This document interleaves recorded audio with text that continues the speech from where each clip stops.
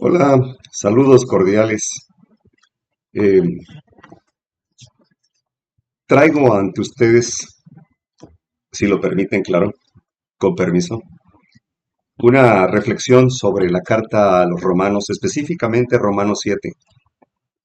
Am, las cartas que Dios enviara a través de dos pastores, Alonso T. Jones y Wagner, sobre la justificación por fe en Cristo, era con el propósito de derramar la lluvia tardía del Espíritu de Dios sobre su pueblo, pero que su pueblo estuviera como vasijas limpias, útiles y boca arriba, esperando la preciosa lluvia tardía que es el derramamiento del Espíritu Santo, que es luz, conocimiento, amor, gozo, paz, fe y humildad y luz. Satanás puede imitar el Espíritu Santo, pero el espíritu de él es un espíritu maligno con apariencia de bondad, que solo trae luz y trae poder, pero nada de amor, gozo, paz ni luz. El propósito de él es arrastrarlos hacia el escepticismo, a las tinieblas espirituales. No hablo de religión, no creo en las asociaciones religiosas, pero sí creo en un principio fundamental, bíblico, porque la Biblia, a pesar de que los años ha habido otras traducciones, entendemos que el espíritu de los profetas se sujeta a los profetas y que las cosas espirituales se disciernen espiritualmente. Por lo tanto, Dios nos permite discernir, buscar la lógica bíblica, de la palabra de Dios. Y aquí tenemos una reflexión en el capítulo 7 de Romanos. Me atrevo a reflexionarla debido a que ha habido mucha confusión entre el mundo evangélico. Creen que Pablo, el apóstol Pablo, había traído otro evangelio, porque primero dice sí a la ley y luego dice no a la ley. Hay que recordar que Pablo fue quien amonestó a Galacia, esa apostasía tremenda donde les amonesta diciéndole, oh Gálatas insensatos, ¿quién los fascinó? ¿Quién los hipnotizó para creer a otro evangelio? Y no es que haya otro, dice, es que algunos lo han torcido. Pablo jamás tuvo la intención de confundir o de torcer el evangelio. Fue un siervo fiel del Eterno. Y esas palabras nos hacen comprender mejor el carácter de Dios, el carácter de Cristo. Miren cómo empieza el capítulo 7. Ya hemos hecho una oración. Es muy importante la oración para solicitar el permiso del Eterno y poder comprender las Sagradas Escrituras. Dice el capítulo 7, ignoráis, hermanos, paréntesis, porque hablo con los que conocen la ley. Pablo no está hablando con un evangélico nominal eh, que no reconoce la ley moral o la ley espiritual de Dios. Pablo habla con un selecto grupo de creyentes cristianos que buscan agradar al Eterno y guardar los mandamientos de Jesucristo. Dice que la ley se enseñorea del hombre en tanto que éste vive. O sea, mientras existe ese poder, va a haber dominio. Pero ahora veamos qué poder es el que nos domina. Porque dice el verso 2, porque la mujer, si nosotros lo vemos desde el aspecto literal, no le vamos a comprender. Es cierto que Pablo, podemos tomar las palabras de Pablo en estas primeras citas que estoy por leer, en cuanto a referirse a un matrimonio civil entre hombre y mujer. Pero si nosotros lo queremos comprender de manera espiritual, tenemos que considerar que cuando habla de la mujer se refiere a una iglesia también, una iglesia pura. Y el marido, obviamente, Jesucristo, simbólicamente hablando, porque el matrimonio, el voto matrimonial es semejante a la relación que hay entre Dios y su iglesia, de fidelidad. Dice el verso 2, porque la iglesia, la mujer, está sujeta al marido. Ahora aquí debemos de reconocer que habla de Jesús. Mientras vive Jesús, está obligada a la ley, mas muerto el marido, libres de la ley del marido. Vamos a comprender mejor el contexto conforme vamos avanzando. Ese marido se refiere a Jesús. Así que viviendo el marido, Jesús, se refiere a su iglesia, se llamará adúltera si fuere de otro varón, porque adorar de la manera que Dios no lo estableció se reconoce como adulterio espiritual. Mas si su marido muriere, Jesús, es libre de la ley, de tal manera que no será adúltera si fuere de otro marido, o sea, de él mismo. Se refiere a otro de él mismo. Si, por ejemplo, alguien me está regalando libros del conflicto de los siglos y está eventos de los últimos días, y yo le digo, dame otro, y me quiere dar eventos de los últimos días, pero yo le digo, dame otro del mismo, otro del conflicto de los siglos, y dame otro, y otro no significa diferente, siempre puede ser otro del mismo, otro más. Así que se está refiriendo a él mismo. De hecho, cuando Jesús decía, cuando el Hijo del Hombre vuelva, hallará fe en esta tierra, no se refería a otro ser o a otra persona, sino a él mismo viniendo lleno de gloria y majestad. Así que se refiere a él mismo, porque sigue diciendo el contexto del 4, así también nosotros, hermanos míos, estamos muertos a la ley por el cuerpo de Cristo, para que seáis de otro, a saber, del que resucitó de los muertos, de Cristo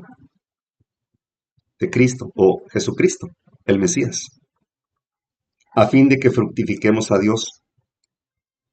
Porque mientras estábamos en la carne, en la humanidad caída como siempre, los afectos de los pecados, o sea, condenados, que eran por la ley, condenados por la ley, obraban en nuestros miembros fructificando para muerte.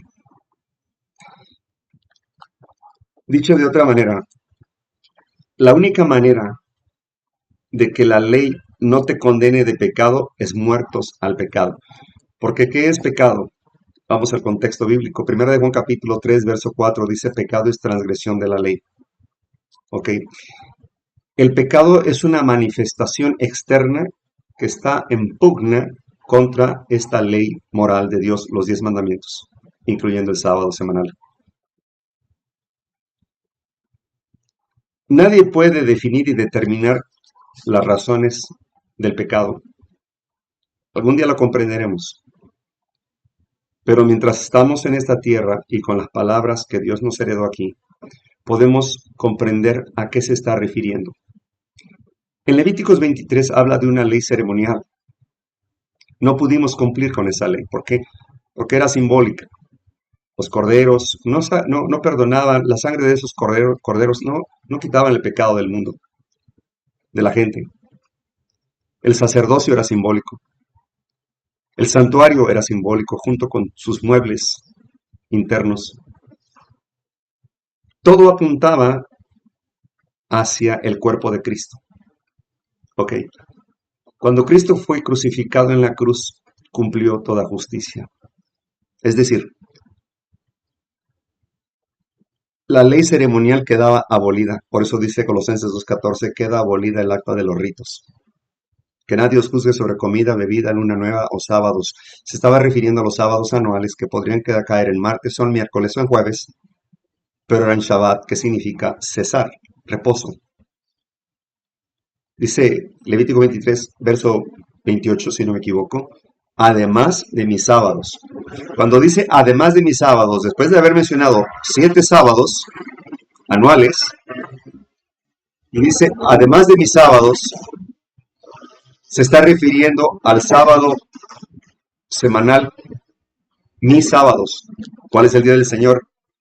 Encontramos en Isaías 58, 13 y 14 que dice, si retrajeres tu pie de hacer tu voluntad en mi día santo, y al sábado llamas delicia. Mi día santo, y al sábado llamas delicia. Santo, glorioso de Jehová, y lo venerares no andando en tus caminos, ni hablando tus palabras, ni haciendo tu voluntad. Entonces te haré subir por la altura de los cielos, y te daré a comer la heredad de tu padre Jacob, porque la boca de Jehová lo ha hablado. El sábado semanal es el sello del Dios vivo, tal y como lo declara Ezequiel 20, versículo 12 y versículo 20. Okay, y les di mis sábados que fuese como señal para que sepan que yo soy su Dios, el que los santifica. El sábado es el monumento que me indica quién es el creador, rey soberano del universo. El sábado nos salva, porque aceptamos a Cristo en nuestra vida personal y nacemos nuevas criaturas en Cristo, por eso lo guardamos, por obediencia. Por eso dijo, si me amas, guarda mis mandamientos, porque el que dice que me ama y no guarda mis mandamientos, el tal es un mentiroso. No hay verdad en él. Seguimos en la instrucción de Romanos 7. ¿Por qué dice otro? Bien, Jesucristo no usaba el ileísmo, es decir, la tradición del yo para cualquier mensaje, sino que solamente cuando era necesario pronunciar el yo soy, refiriéndose al verbo como cuando le dijo a Moisés en la zarza ardiendo, yo soy el que soy. Quiso decir, soy el verbo, soy la acción. No puedo dar a los pecadores mi nombre porque van a blasfemarlo, y mucho menos un faraón idólatra. Dios no nos ha dado su nombre. Tenemos títulos acerca de él para reconocerlo según nuestras necesidades y pronunciarlo como Emanuel, Adonai, El Shaddai, Elohim, Yahweh, Jehová. Él dice en Apocalipsis que en aquel día nos dará su nuevo nombre. Cuando los redimidos, si lo logramos, seamos dignos de pronunciar su nombre porque nos ha purificado del pecado. Cuando Jesús decía, yo soy el pan de vida, mi Padre os ha enviado pan del cielo, yo soy el pan de vida, lo decía con reflexión refiriéndose a la promesa que se le hizo a Moisés, que vendría el yo soy. Así que no siempre usaba el yo soy.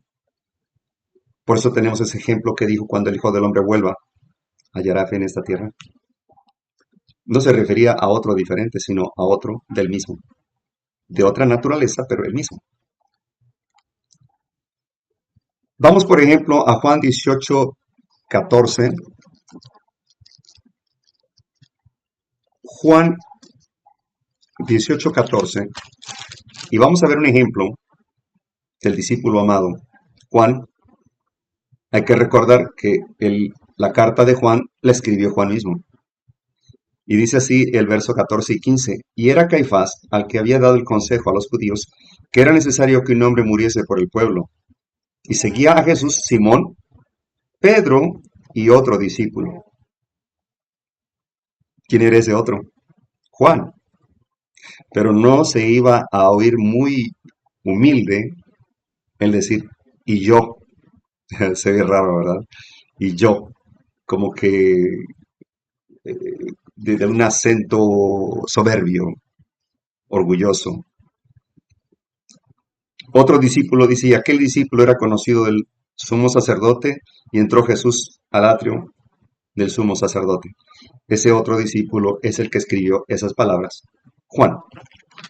Ahora bien, Pablo también en 2 de Corintios 12:2 dice claramente que hubo uno que fue llevado al tercer cielo, no sabe si en carne o en espíritu, no lo sabe.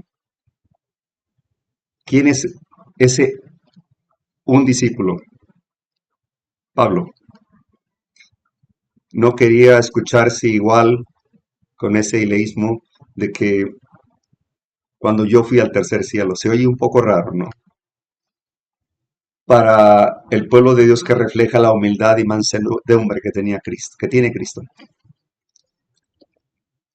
Así que Pablo se está refiriendo a otro marido, al otro marido, es decir, ya murió Jesús, él estuvo bajo la ley, cumplió los ritos de la ley, el de la ley fue circuncidado al octavo día, se dio una ofrenda igual por la ley, pero él tenía que morir y sería el sacrificio del Cordero de Dios que quita el pecado del mundo. Lo dijo Juan, el Bautista, cuando lo señaló, este es el Hijo de Dios, el Cordero de Dios que quita el pecado del mundo, que yo no soy digno ni de desatar sus sandalias. Entonces, vemos ahí entonces que otro no se refiere a otro diferente, y por eso cuando los discípulos le preguntaron a Jesús, danos de tu espíritu, y Jesús sopló su espíritu. Y no es que sea otro, cuando Jesús dijo que es necesario que envíe otro consolador, no se estaba refiriendo a otra persona, otro ser, sino al espíritu que proviene del Padre a través del Hijo y se manifiesta con todos aquellos que claman Abba Padre por el Espíritu de Dios. Es necesario, dice, que envíe a otro consolador. Jesús físicamente no podría estar con nosotros en todas partes del mundo. Era necesario que ese otro fuera el mismo, pero en diferente naturaleza, ahora espiritual. El verso 9 dice, mas ahora estamos libres de la ley. Y es ahí cuando muchos evangélicos se confunden. O sea, somos libres de la ley por los méritos de Cristo.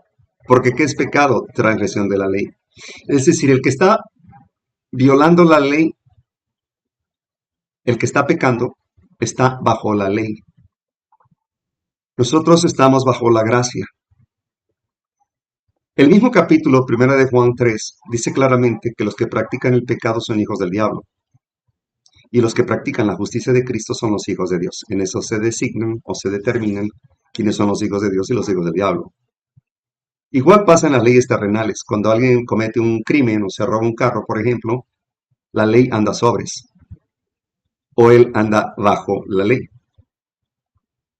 Y el hecho de desconocer las leyes no te exime de un castigo. Igual pasa con la ley de Dios.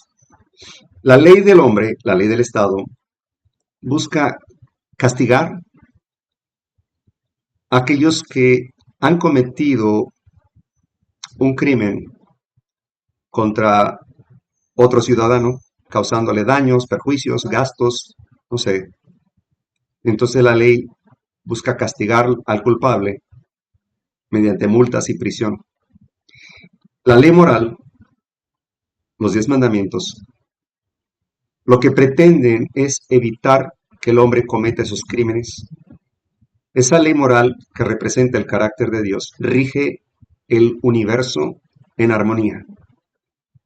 2 tablas, 4 mandamientos en honor hacia el Padre, hacia Dios, y 6 en la segunda tabla en honor y amor al prójimo. Cuando el escriba le preguntó qué debo hacer para heredar la vida eterna a Jesús, él le dijo, tú sabes, conoce la ley. Y la resume en 2. Amarás al Señor tu Dios con toda tu mente, todo tu corazón, todos tus pensamientos, toda tu fuerza. Y a tu prójimo como a ti mismo. En esto se resume la ley. Y muchos malinterpretaron que solamente son 2 mandamientos de forma literal. Pero olvidan que se refiere a las 2 tablas de piedra. 4 mandamientos en una hacia el Padre y 6 mandamientos en la otra hacia el prójimo. Los 10 son 2 y los 2 son 10. Por eso Jesús dijo, es necesario que me vaya para que venga otro. Es decir, otra manera de manifestarse. de cuál es su función del Espíritu de Dios. Nos corrige, nos amonesta de pecado, nos muestra la justicia de Cristo, su propio carácter, el vestido de bodas, y nos presenta a juicio en el lugar santísimo, el santuario celestial que habla Pablo en Hebreos 8, 9, 10, de hecho todo el libro de Hebreos. Se habla al epicentro de todo el Evangelio, el santuario celestial, donde Cristo está ministrando un juicio investigador en referencia a Daniel 7, 9 y 10, donde estaba el anciano de días, el Padre, y el Hijo vino rodeado de ángeles. El juez se sentó, los libros fueron abiertos. Se refiere a un juicio. Cristo no viene a armar un juicio aquí, ya viene a darle a cada uno según sus obras. De hecho, en Apocalipsis 11, del 15 al 19, se refiere al mensaje de un séptimo ángel. El séptimo ángel dice, toca su trompeta y anuncia el mismo juicio que habla Daniel. Ese juicio hace eco en Apocalipsis 14 del 6 al 12, donde habla de tres mensajes angelicales y nombrando el primero como el juicio de Dios, el segundo como una caída de Babilonia, de confusión mundial, y la otra la marca de la bestia, que ya hablaremos más adelante. Pero es lo que me gusta de la Biblia, que todos los libros, desde el Génesis al Apocalipsis, me hablan de un santuario, de la justicia divina, del carácter de Cristo y del Padre, y del santuario celestial. Continuamos entonces. Es decir, antes como profeta, ahora como sumo sacerdote, se está refiriendo a nosotros. Morimos con Cristo a la ley carnal, a la que condena la carne, y ahora somos de otro, de Jesucristo, por medio de su Espíritu Santo. Bien, el verso 6 me quedé a la mitad, mas ahora estamos libres de la ley por los méritos de Cristo. ¿Cómo es que estamos libres de la ley? Por fin. O no estamos libres o estamos libres. Hay que recordar lo que mencioné anteriormente. La ley de Levíticos de ceremonias fue clavada en la cruz. La ley moral no puede ser abolida porque sería como si Dios se aboliera a sí mismo, porque representa su carácter que rige el universo. Por eso dijo en Mateo 5:17 en adelante, no crean que vine a abolir la ley ni los profetas, vine a cumplir. Cielo y tierra pasarán, más mis palabras no pasarán hasta que una jota y una tilde. De todo esto hasta que la ley se haya cumplido. ¿Qué significa? ¿Qué entendemos por no vine a abolir, vine a cumplir? Toda justicia, lo que está hablando aquí. Así que dice, habiendo muerto aquella en la cual estábamos detenidos, para que sirvamos en novedad de espíritu y no en vejez de letra. Pablo se está refiriendo en que él se sabía de memoria los 10 mandamientos, pero no los comprendía de manera espiritual. El verso 7, ¿qué pues diremos? ¿La ley es pecado? En ninguna manera. Pero yo no conocí el pecado sino por la ley, porque tampoco conociera la concupiscencia si la ley no dijera no codiciarás. Así o más claro. Dice Romanos 3:20 que el pecado nunca se va a reconocer si no es por esa ley, la ley moral, los 10 mandamientos, incluyendo el sábado semanal. Dice el verso 8, mas el pecado, no la ley, tomando ocasión obró en mí por el mandamiento. Quiere decir, hasta que entendí. Toda concupiscencia, o sea, toda codicia, porque sin la ley el pecado está muerto, es decir, no se reconoce el pecado. Por eso el mundo está bien confundido, el mundo cristiano, el mundo evangélico, porque no predican del arrepentimiento de los pecados, porque no predican temas que nos convenzan de pecado, que nos motiven a arrepentirnos y a proceder a hacer el bien, porque se quedarían sin feligreses y se convirtieron en traficantes de la fe, proclamando otro evangelio, como dice Pablo. Así que yo sin la ley vivía por algún tiempo, mas venido el mandamiento, el pecado revivió y yo morí. ¿Qué quiso decir Pablo? Quiso decir que no estamos muertos a la ley moral, sino muertos al pecado, porque el que está practicando el pecado es el que está bajo la ley. Oye, pero tú eres justo, ya lo lograste. No, someto mi cuerpo, ya no le doy lo que me pedía. Yo era esclavo de mi cuerpo, antojos, pasiones, emociones. Ya no, ahora estoy bajo la gracia. Verso 10. Hallé que el mandamiento intimado para vida para mí era mortal. Es decir, me encontré que yo estaba acariciando el pecado. Pues Pablo perseguía a los cristianos en un tiempo cuando era Saulo de Tarso antes de su conversión.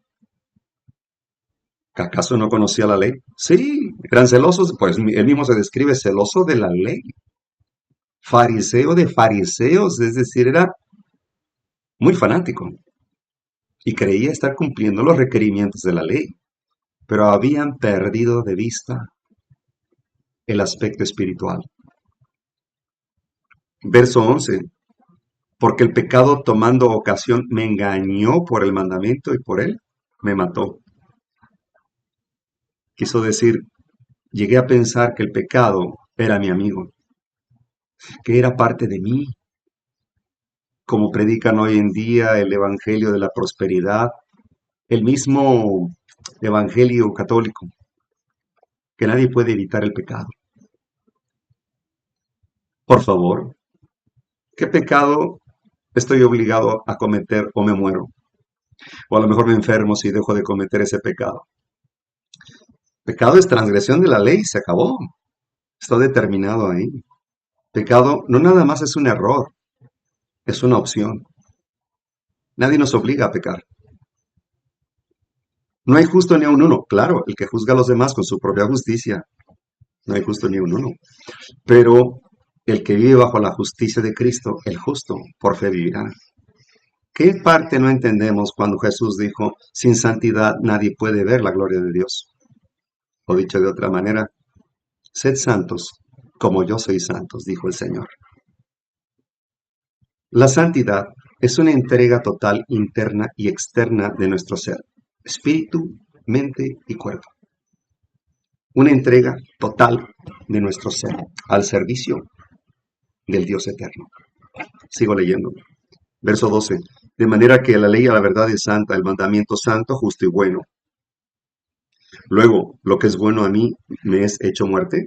No, sino que el pecado para mostrarse pecado por lo bueno me obró la muerte, haciéndose pecado sobremanera pecante por el mandamiento, es decir, hasta que comprendí el peligro que significa pecar, porque el pecado nos separa de Dios, por eso estamos en este mundo. Adán y Eva no pasaron la prueba de amor, que era la obediencia a las instrucciones divinas. Pensaron que por amor Dios les iba a disculpar la transgresión de su ley. Dios es amor, pero su ley no puede quedar impune. El crimen del pecado tiene que ser castigado en su totalidad y al final de la historia terrenal, exterminado del universo. No, sino que el pecado para mostrarse pecado, porque sabemos que la ley es espiritual. ¿Qué quiere decir Pablo? Que la ley defiende al justo y condena al injusto. Condenado tiene que morir, solo es cuestión de tiempo. El pecado nos engaña y no nos permite reconocer esa ley, por eso nadie la predica. Se quedaría sin feligreses en su templo. Dice, yo soy carnal, vendido a sujeción del pecado, es decir, soy esclavo como Ismael, los ismaelitas, los hijos de la esclava, ¿verdad? Sin embargo, nosotros vivimos por la promesa dada a Isaac, la promesa de una ley espiritual. Porque lo que hago no lo entiendo, ni lo que quiero hago, antes lo que aborrezco, aquello hago. Es decir, el Espíritu Santo está llamando a reconocer la ley. Se siente como, lo llamamos, am, ¿cómo se dice? Cargo de conciencia. Cuando alguien miente, cuando alguien hace lo que no debió haber hecho o entró en un lugar que no debió haber entrado, se llama cargo de conciencia. Así lo sentimos. Pero es el Espíritu de Dios que todavía nos reprende, nos corrige, nos redarguye, nos instruye, nos educa. Y es ahí donde debemos escuchar la voz de Dios. Porque llega un momento en que el rechazarlo constantemente, la conciencia se cauteriza y quedamos expuestos a los golpes del enemigo para que nuestras mentes sean más entenebrecidas. Y si lo que no quiero esto hago, apruebo que la ley es buena. Es decir, hay que reconocer el pecado, el querer y el hacer por su buena voluntad. Hay que comprender lo que es malo y lo que es bueno. Hay de aquel que le llame a lo malo bueno. Y yo sé que en mí, es a saber, en mi carne, no mora el bien, porque tengo el querer, mas efectuar el bien no lo alcanzo. Esto me recuerda a Romanos 2:12. A ver, Romanos 2:12.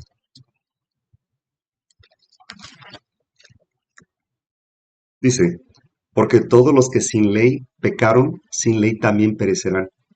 Y todos los que en la ley pecaron, por la ley serán juzgados. Quiere decir, la falta de conocimiento de la ley no te exime de un castigo. Es mejor ser juzgado por la ley y en paz con nuestro abogado, el juez celestial. ¿Cómo? Reconociendo mis pecados, arrepintiéndome y apartándome de ellos. Es así como Jesucristo, nuestro abogado celestial y juez, puede interceder ante el Padre porque nos hemos arrepentido y dejamos de hacer lo malo. ¿Cómo sentimos que nos hemos arrepentido genuinamente? Porque hay arrepentimiento falso, hay hipócrita. El arrepentimiento genuino trae en nosotros una sensación de repugnancia, entre dolor, coraje, vergüenza, repugnancia hacia lo que hicimos. Y cuando pedimos ese perdón, Dios que conoce la mente, Cristo puede interceder por nosotros, porque ahora sí, dice Padre, mi sangre, mi sangre. Este hombre o esta mujer se han arrepentido. Sigo leyendo el 19, porque no hago el bien que quiero, más el mal que no quiero, eso hago. Igual que en 2 Corintios 11:3. Es decir, llega un momento en que el pecador encuentra placer en el pecado. Ponemos un ejemplo. Llega un momento en que el esclavo se acostumbra a ser esclavo y encuentra placer en el esclavo si la esclavitud es cómoda. Y el que practica el pecado es esclavo de quien lo sometió, ya sea el diablo. Y el que deja de pecar ha roto las cadenas. Por eso cuando Jesús dijo que la verdad nos hace libres, hay que entender el concepto y el contexto. La verdad se refiere a su palabra. Santifícalos en tu verdad, tu palabra es verdad. La santidad se obtiene a través de su espíritu al comprender la palabra, que es el colirio, que nos permite comprender las palabras espirituales. Y la libertad no se refiere a una libertad física, sino a una libertad espiritual, libres del pecado, que esclaviza, que mata, destruye, y libres del dragón, libres de la bestia, y libres del falso profeta, libres en Cristo. El verso 20. Y si hago lo que no quiero, ya no lo obro yo, sino el pecado que mora en mí. Es decir, si yo no practico el pecado, mi espíritu se fortalece mediante la palabra de Dios. hechos, palabras y hechos, fe y obras, mejor dicho. Pero si me encuentro practicando el pecado, mi espíritu se debilita y mi humanidad caída se infla, se hincha, no se fortalece, porque hay más debilidad en el mal que en el bien. Por eso el papado quiere someternos a una ley dominical. Aborrecen la Biblia porque ellos quieren someter a la humanidad a sus doctrinas papales.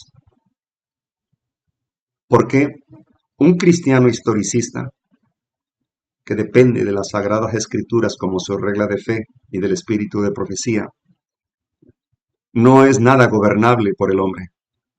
Puede obedecer las leyes del Estado siempre y cuando estén de acuerdo con su conciencia.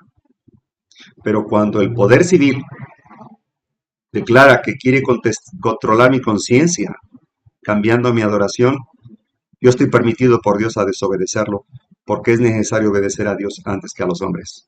Sigo leyendo el verso 21.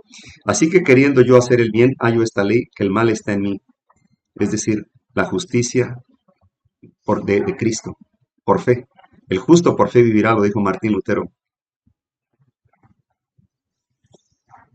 El verso 22, sola fides, porque según el hombre interior, me deleito en la ley de Dios. Es decir, el Espíritu es el que me ha mostrado que estoy mal, que estoy equivocado, que soy un pecador, que soy polvo, que necesito la sangre de Cristo, que necesito la fuente de su agua, el pan de vida, que necesito de su Espíritu. Es decir, finalmente el Espíritu nos muestra nuestra pecaminosidad, nuestro estado real. Mas veo otra ley en mis miembros que se revela contra la ley de mi espíritu y que me lleva cautivo a la ley del pecado que está en mis miembros.